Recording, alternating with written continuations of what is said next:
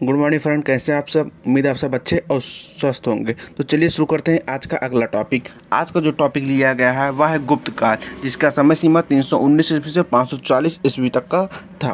तो चलिए आज का टॉपिक शुरू करते हैं। आज के टॉपिक में सिर्फ उन्हीं प्रश्नों को लिया गया है जो पिछली कई प्रतियोगी परीक्षाओं में जिनसे प्रश्न बने हुए हैं। तो आने वाले आगामी परीक्षाओं में भी इनसे प्रश्न बनने की उम्मीद बहुत ही ज़्यादा है। तो चलिए शुरू करते हैं। इससे पहले जो भी भाई बहन इस चैनल पर नए हो, चैनल को सब्सक्राइब कर लेंगे और बेल आइकन को प्रेस कर देंगे ताकि हमारी आने वाली अगली वीडियो आप तक तुरंत पहुंच सके। तो चलिए शुरू करते हैं।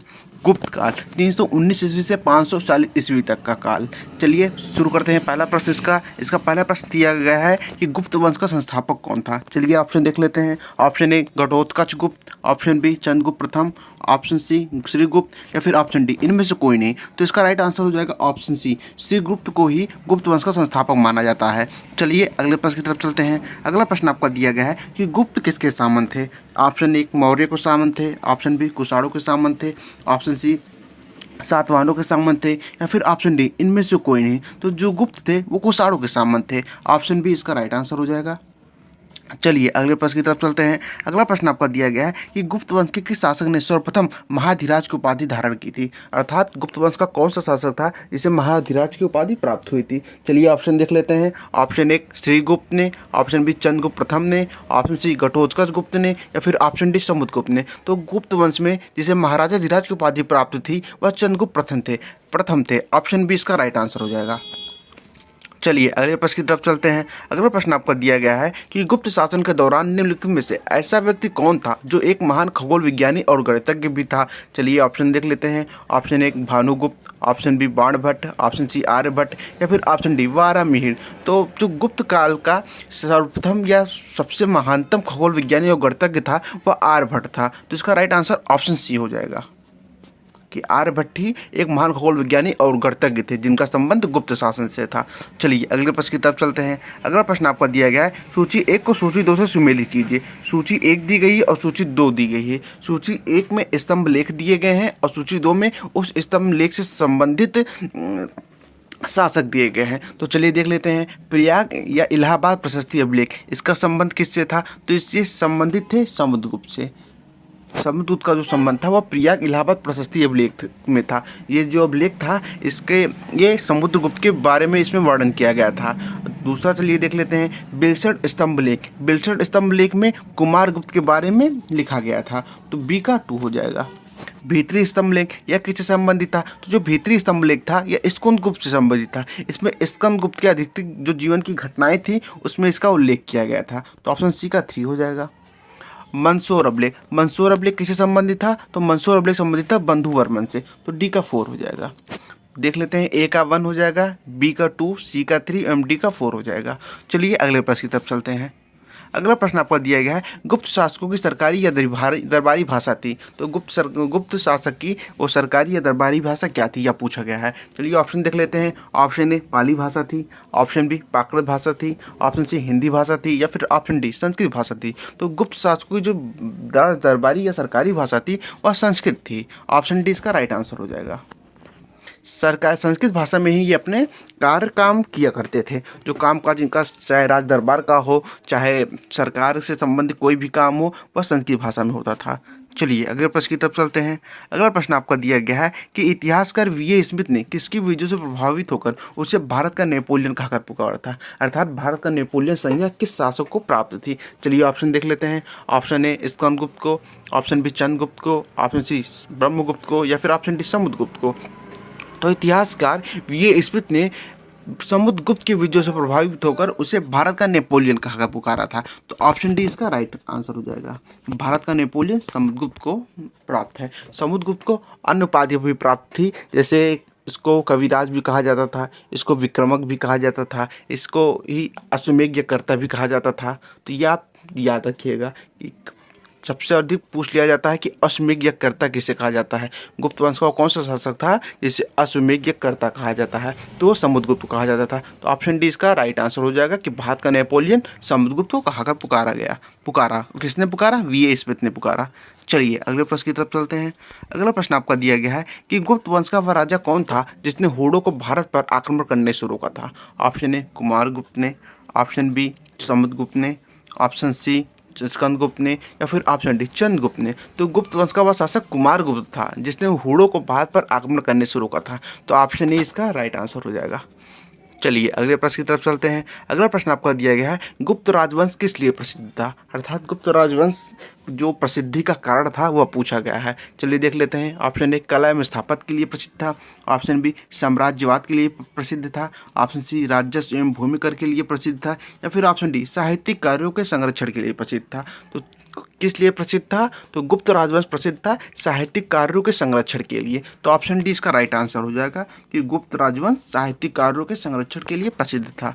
चलिए अगले प्रश्न की तरफ चलते हैं। अगला प्रश्न आपका दिया गया है कि अजंता कलाकृतियाँ किससे संबंधित है? ऑप्शन ए हड़प्पा काल से संबंधित है। ऑप्शन बी मौर्य काल से संबंधित है। ऑप्शन सी बुद्ध काल से संबंधित है। या फिर ऑप्शन डी गुप्त काल से संबंधित है। तो जो अजंता कलाकृतियाँ थीं वह बुद्ध काल से संबंधित थी। तो ऑप्शन सी इसका राइट आंसर हो जाएगा। अजंता में जो कलाकृतियाँ उकेरी गई थी वह बुद्ध या बौद्ध संस्कृतियों से संबंधित थी, इसलिए इसे बुद्ध काल से संबंधित माना गया है। तो अजंता कलाकृतियाँ बुद्ध काल से संबंधित थी। चलिए अगले प्रश्न की तरफ चलते हैं। अगर ये सीरीज आपको पसंद आ रही हो तो लाइक और शेयर जरूर कर दीजिएगा। चलिए, कुछ विद्वानों के अनुसार कवि कालिदास किसके राजकवि थे? ऑप्शन ए चंद्रगुप्त मौर्य के। ऑप्शन बी समुद्रगुप्त के। ऑप्शन सी चंद्रगुप्त द्वितीय विक्रमादित्य के। या फिर ऑप्शन डी हर्ष के। तो इसका राइट आंसर हो जाएगा ऑप्शन सी। कालिदास जो थे वो चंद्रगुप्त द्वितीय, जिन्हें विक्रमादित्य की उपाधि भी प्राप्त थी, उसके राजकवि थे। ऑप्शन सी इसका राइट आंसर हो जाएगा, चंद्रगुप्त विक्रमादित्य। चलिए अगले प्रश्न की तरफ चलते हैं। अगला प्रश्न आपको दिया गया है कि अजंता चित्रकारी का विषय वस्तु निम्नलिखित किससे संबंधित है? जो अजंता में चित्रकारी की गई थी उसका विषय वस्तु क्या था? ऑप्शन ए जैन धर्म से संबंधित था। ऑप्शन बी बौद्ध धर्म से संबंधित था। ऑप्शन सी वैष्णव मत से संबंधित था। या फिर ऑप्शन डी शैव मत से संबंधित था। तो इसका राइट आंसर हो जाएगा बौद्ध धर्म, क्योंकि अजंता में जो कलाकृतियाँ या संबंध था वह बौद्ध धर्म की कलाकृतियों से ही था। तो ऑप्शन बी इसका राइट आंसर हो जाएगा, बौद्ध धर्म।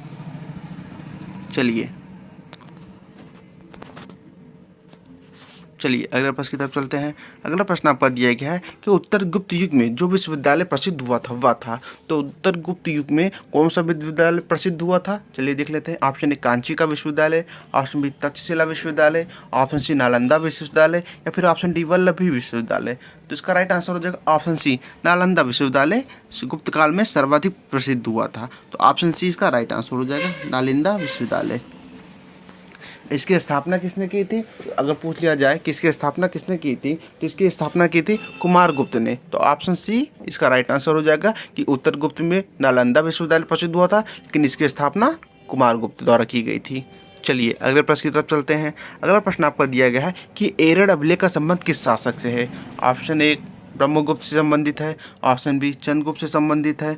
ऑप्शन सी चंद्रगुप्त द्वितीय से संबंधित है। या फिर ऑप्शन डी भानुगुप्त से संबंधित है। तो जो एरड़ का अभिलेख था यह भानुगुप्त से संबंधित था। तो एरड़ अभिलेख ही पहला अभिलेख था जिसमें सती प्रथा का पहला वर्णन किया गया था। अगर पूछ लिया जाए कि कोई अभिलेख में सती प्रथा का वर्णन सर्वप्रथम हुआ था तो वह था एरड़ का अभिलेख। और ये संबंधित किससे है? तो यह भानुगुप्त से संबंधित था। चलिए अगले प्रश्न की तरफ चलते हैं। अगला प्रश्न आपका दिया गया है कि फायन किसके शासनकाल में भारत आया था? ऑप्शन ए चंद्रगुप्त प्रथम के शासनकाल में। ऑप्शन बी अशोक के शासनकाल में। ऑप्शन सी हर्षवर्धन के शासनकाल में। या फिर ऑप्शन डी चंद्रगुप्त द्वितीय के शासनकाल में।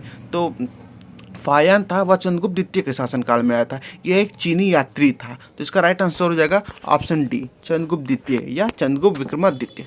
चलिए अगले प्रश्न की तरफ चलते हैं। अगला प्रश्न आपका दिया गया है कि भारतीय संस्कृति का स्वर्ण युग, जिसे गोल्डन एज भी कहा जाता है, तो किसे कहा जाता है? ऑप्शन ए मौर्य काल को।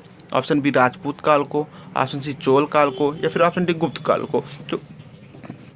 जो भारतीय संस्कृति का जो स्वर्ण युग था, गोल्डन एज था, वह गुप्त काल को कहा जाता था। ऑप्शन डी इसका राइट आंसर है, ऑप्शन डी गुप्त काल। चलिए अगले प्रश्न की तरफ चलते हैं। अगला प्रश्न आपका दिया गया है कि फायन कहाँ का निवासी था? तो हमने अभी आपको बताया कि फायन चीन का निवासी था। तो इसका राइट आंसर ऑप्शन सी हो जाएगा, चीन का। चलिए अगले प्रश्न की तरफ चलते हैं। अगला प्रश्न आपका दिया गया है कि सेतुबंध का रचनाकार प्रवरसेन द्वितीय किस वंश का शासक था? ऑप्शन ए शक वंश का शासक था। ऑप्शन बी कौरव वंश का शासक था। ऑप्शन सी वाकाटक वंश का शासक था। या फिर ऑप्शन डी सातवाहन वंश का शासक था। तो इसका राइट आंसर हो जाएगा ऑप्शन सी वाकाटक वंश का शासक था। तो सेतुबंध एक रचना है जिसके रचनाकार प्रवरसेन द्वितीय थे। सेतुबंध रचना का भी कभी कभी उल्लेख प्रश्नों में कर दिया जाता है, तो इसको भी आपको नोटिस करके चलना है कि सेतुबंध का रचनाकार कौन था, प्रवरसेन द्वितीय था। और ये किस वंश से संबंधित था, ये वाकाटक वंश से संबंधित था।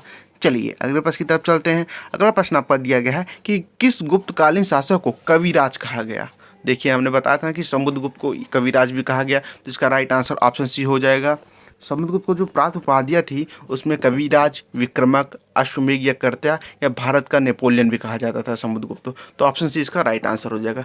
इन चारों को आपको याद रख के चलना है कि कविराज, विक्रमक, अश्वमेध या कर्त्या और भारत का नेपोलियन। और पूछ लिया जाए कि भारत का नेपोलियन किसने कहा था, तो वी.ए. स्मिथ ने कहा था। चलिए अगले प्रश्न की तरफ चलते हैं। अगला प्रश्न आपका दिया गया है कि स्कंदगुप्त को किस स्तंभलेख में शकुरपम कहा गया, अर्थात स्कंदगुप्त को शकुरपम किस अभिलेख में कहा गया। ऑप्शन ए कहीम स्तंभलेख में, ऑप्शन बी जूनागढ़ अभिलेख में, ऑप्शन सी प्रयाग प्रशस्ति के अभिलेख में, या फिर ऑप्शन डी मंदसौर के अभिलेख में। तो स्कंदगुप्त को शकुरपम कहा गया था कहीम स्तंभलेख में। कहीम ने कहोम स्तंभलेख है, थोड़ा मिसप्रिंट हो गया है, आप याद करके चलिएगा। ये कहोम, ये क्या है, कहोम।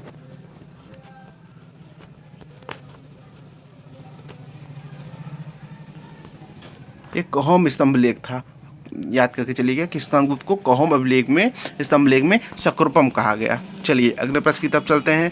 अगला प्रश्न आपका दिया गया है कि श्रीलंका के राजा मेघवर्मन ने किस स्थान पर भगवान बुद्ध का मंदिर बनवाने के लिए समुद्रगुप्त से अनुमति मांगी थी। ऑप्शन ए प्रयाग में, ऑप्शन बी बोधगया में, ऑप्शन सी कुशीनगर में, या फिर ऑप्शन डी अमरावती में। तो श्रीलंका के जो राजा मेघवर्मन थे उन्होंने भगवान बुद्ध के मंदिर बनवाने के लिए समुद्रगुप्त से अनुमति मांगी थी। वह स्थान क्या था, तो वह स्थान बोधगया था। Option B Bodhgaya. चलिए अगले प्रश्न की तरफ चलते हैं। अगला प्रश्न आपका दिया गया है कि मंदिर निर्माण कला का जन्म सर्वप्रथम कब हुआ था। मंदिर निर्माण कला का जन्म कब हुआ था, चलिए ऑप्शन देख लेते हैं। ऑप्शन ए मौर्य काल में, ऑप्शन बी गुप्त काल में, ऑप्शन सी कुषाण काल में, या फिर ऑप्शन डी शैंदव काल में। तो जो मंदिर निर्माण कला का जन्म हुआ था वह शैंदव काल में हुआ था। ऑप्शन डी इसका राइट आंसर हो जाएगा। चलिए अगले प्रश्न की तरफ चलते हैं। अगला प्रश्न आपका दिया गया है कि चंद्रगुप्त द्वितीय ने विक्रमादित्य की उपाधि कब धारण की थी। देखिए दे दिया ना कि चंद्रगुप्त को कौन द्वितीय, इन्हें ही विक्रमादित्य की उपाधि दी गई थी। तो कब धारण की थी इन्होंने, चलिए ऑप्शन देख लेते हैं। ऑप्शन ए शकों का उन्मूलन करने के बाद, ऑप्शन बी गुप्त सिंहासन पर बैठने के बाद, ऑप्शन सी चांदी के सिक्के जारी करने के बाद, या फिर ऑप्शन डी इनमें से सभी। तो इसका राइट आंसर हो जाएगा ऑप्शन ए, शकों का उन्मूलन करने के बाद ही चंद्रगुप्त द्वितीय ने विक्रमादित्य की उपाधि धारण की थी। तो ऑप्शन ए इसका राइट आंसर हो जाएगा। चलिए अगले प्रश्न की तरफ चलते हैं। अगला प्रश्न आपका दिया गया है कि गुप्त काल के सर्वाधिक लोकप्रिय देवता कौन थे। Option A Shiva, option B Vishnu, option C Buddha, या फिर ऑप्शन डी सूर्य। तो गुप्त काल के जो सर्वाधिक लोकप्रिय देवता थे वो भगवान विष्णु थे। ऑप्शन बी इसका राइट आंसर हो जाएगा। चलिए अगले प्रश्न की तरफ चलते हैं। अगला प्रश्न आपका दिया गया है कि चंद्रगुप्त द्वितीय ने अपने किस विजय की खुशी में चांदी के विशेष सिक्के जारी किए थे। चलिए ऑप्शन देख लेते हैं। ऑप्शन ए बाल्टिक प्रदेश को जीतने के बाद, ऑप्शन बी हुडों को परास्त करने के बाद, ऑप्शन सी शकों को पराजित करने के बाद, या फिर ऑप्शन डी इनमें से कोई नहीं। तो इसका राइट आंसर हो जाएगा ऑप्शन सी, शकों को पराजित करने के बाद ही चंद्रगुप्त द्वितीय ने इसकी खुशी में चांदी के विशेष सिक्के जारी किए थे और उसी समय उन्होंने विक्रमादित्य की उपाधि भी धारण की थी। तो इसका राइट आंसर ऑप्शन सी हो जाएगा। चलिए अगले प्रश्न की तरफ चलते हैं। अगला प्रश्न आपका दिया है कि मेहरौली दिल्ली स्थित लौह स्तंभ का निर्माण किस सदी में हुआ था। ऑप्शन ए चतुर्थ सदी में, ऑप्शन बी सप्तम सदी में, ऑप्शन सी तृतीय सदी में, या फिर ऑप्शन डी द्वितीय सदी में। तो जो मेहरौली का दिल्ली स्तंभ था इसकी स्थापना कब हुई थी, तो इसकी स्थापना हुई थी चतुर्थ सदी ईस्वी में। तो ऑप्शन ए इसका राइट आंसर हो जाएगा। ये मेहरीली नहीं मेहरौली है, थोड़ा मिसप्रिंट हो गया है।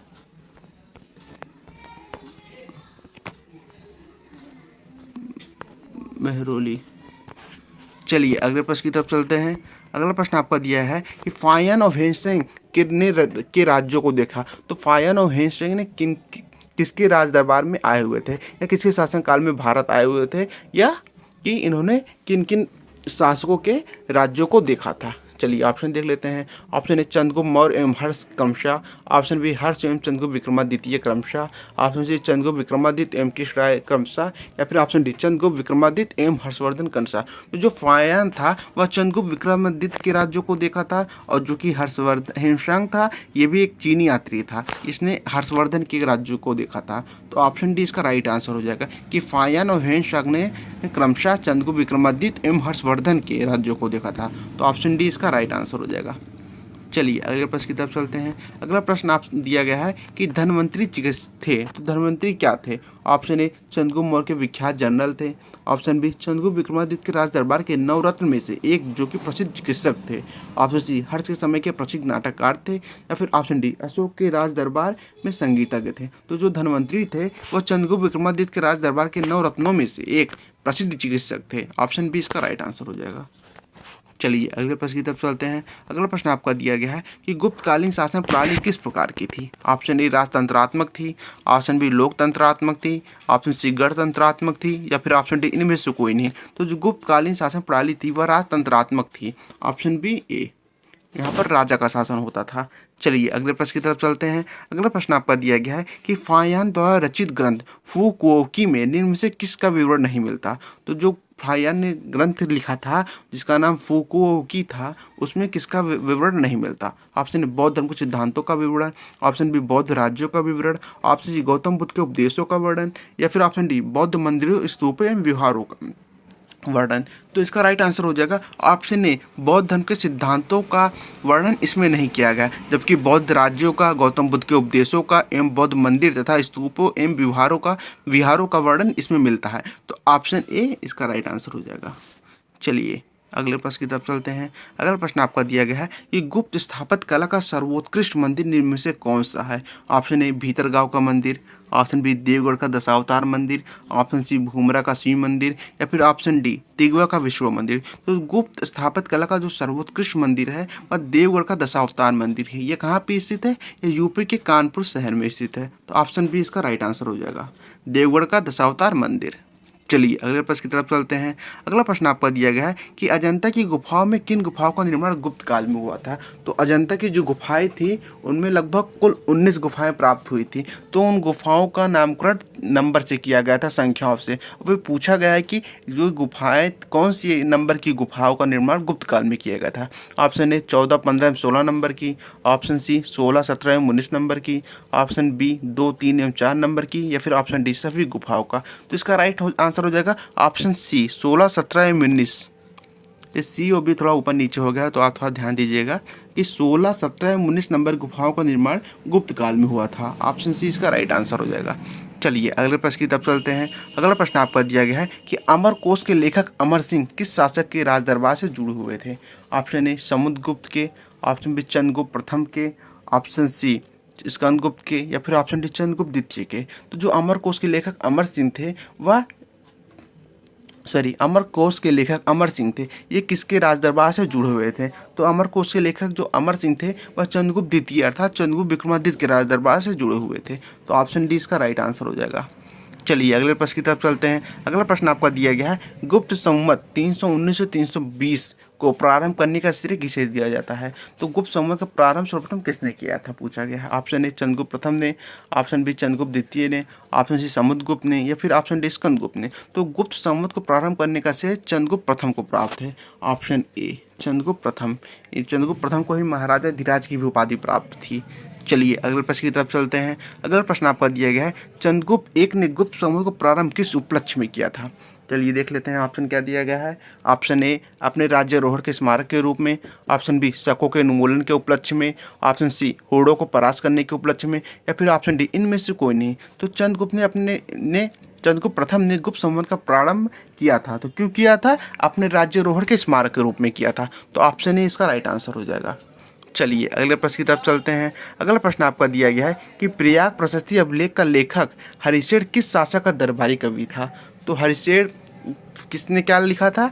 हरिशेठ ने प्रयाग प्रशस्ति अभिलेख का लेखन किया था। तो ये किसका दरबारी कवि था? ऑप्शन ए समुद्रगुप्त का। ऑप्शन बी अशोक का। ऑप्शन सी कनिष्क का। या फिर ऑप्शन डी चंद्रगुप्त द्वितीय का। तो जो प्रयाग प्रशस्ति अभिलेख था यह समुद्रगुप्त से संबंधित था। तो इससे ही आप पता कर सकते हैं कि समुद्रगुप्त से संबंधित है। तो ये इसके जो लेखक थे ये किससे संबंधित हो गए? वो भी समुद्रगुप्त से ही संबंधित हो गए। तो अगर ऑप्शन में दे दिया गया है समुद्रगुप्त तो इसका राइट आंसर ही समुद्रगुप्त हो जाएगा। ऑप्शन ए इसका राइट आंसर हो जाएगा कि प्रयाग प्रशस्ति अभिलेख का जो लेखक हरिशेठ था वह समुद्रगुप्त का दरबारी कवि था। चलिए अगले प्रश्न की तरफ चलते हैं। अगला प्रश्न आपका दिया गया है गुप्त काल को प्राचीन भारत का क्लासिकल युग क्यों कहा गया? चलिए ऑप्शन देख लेते हैं क्यों कहा गया। ऑप्शन ए व्यापार में अभूतपूर्व प्रगति के कारण। ऑप्शन बी कला व साहित्य के क्षेत्र में अपने चरमोत्कर्ष पर पहुंचने के कारण, ऑप्शन प्रचुर मात्रा में सौर सिक्के जलाए जाने के कारण, या फिर ऑप्शन डी उपयुक्त सभी के कारण। तो इसका राइट आंसर हो जाएगा ऑप्शन बी, कला व साहित्य के क्षेत्र में अपने चरमोत्कर्ष पर पहुंचने के कारण ही गुप्त काल को प्राचीन भारत का क्लासिकल युग कहा गया। ऑप्शन बी इसका राइट आंसर हो जाएगा। चलिए अगले प्रश्न की तरफ चलते हैं। अगला प्रश्न आपका दिया गया है कि सारनाथ के धम्मिक स्तूप का निर्माण किस काल में हुआ था। ऑप्शन ए मौर्य काल में, ऑप्शन बी कुषाण काल में, ऑप्शन सी शुंग काल में, या फिर ऑप्शन डी गुप्त काल में। इसका राइट आंसर हो जाएगा ऑप्शन डी, सारनाथ का जो धम्मिक स्तूप है यह गुप्त काल में इसका निर्माण हुआ था। ऑप्शन डी इसका राइट आंसर हो जाएगा।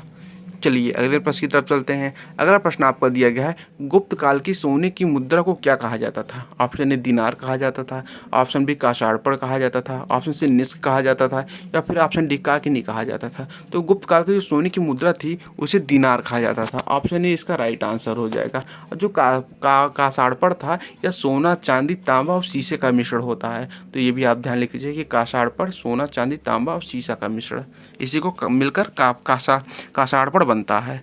चलिए अगले प्रश्न की तरफ चलते हैं। अगला प्रश्न आपका दिया गया कि कुमार संभव महाकाव्य किस कवि ने लिखा था। ऑप्शन ए बाणभट्ट ने लिखा था, ऑप्शन बी चंद बरदाई ने लिखा था, ऑप्शन सी हरिशेर ने लिखा था, या फिर ऑप्शन डी कालिदास ने लिखा था। तो जो कुमार संभव महाकाव्य है ये कालिदास की रचना है। तो ऑप्शन डी इसका राइट आंसर जो कालिदास।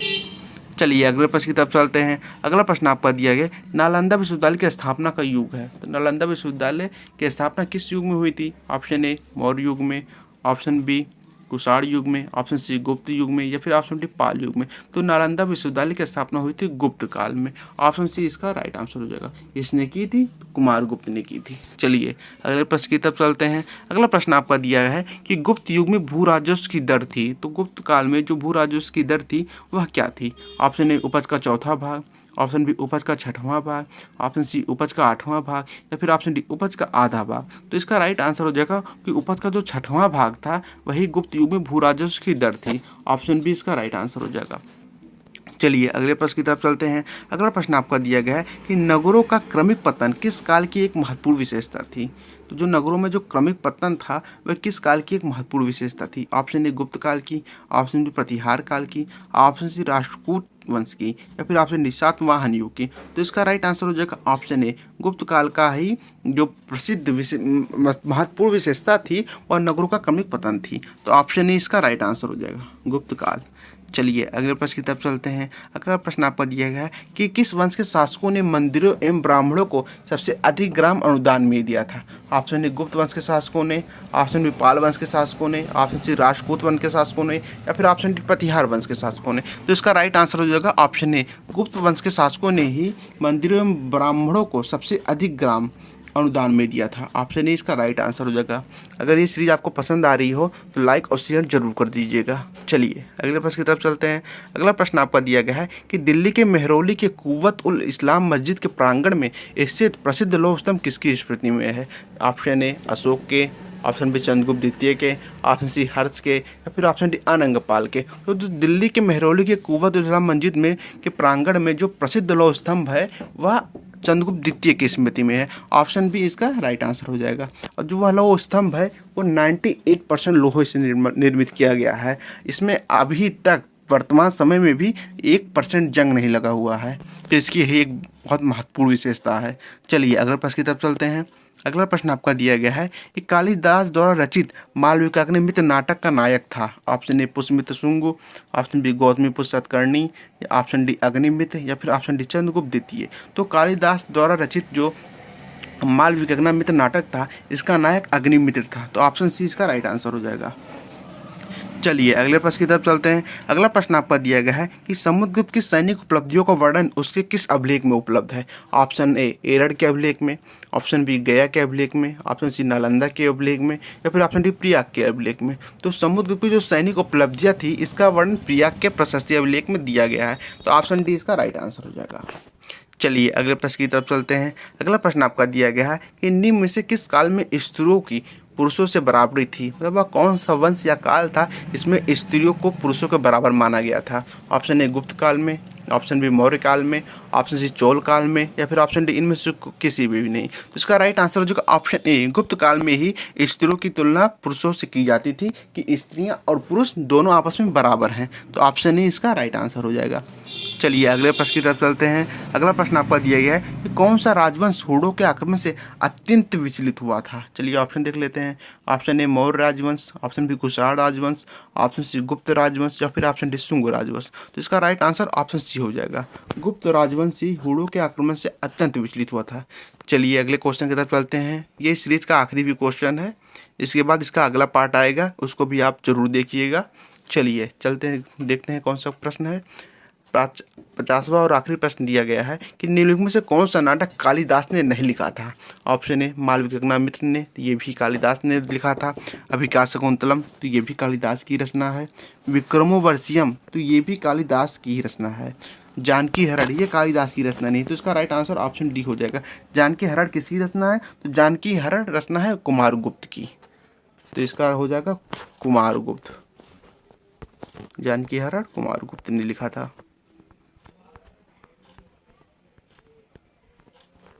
कुमारगुप्त की रचना है जानकी हरण। चलिए धन्यवाद। ये आखिरी क्वेश्चन था जो कि समाप्त हो गया है। अगर ये सीरीज आपको पसंद आई हो तो लाइक, शेयर और कमेंट जरूर कर दीजिएगा। धन्यवाद।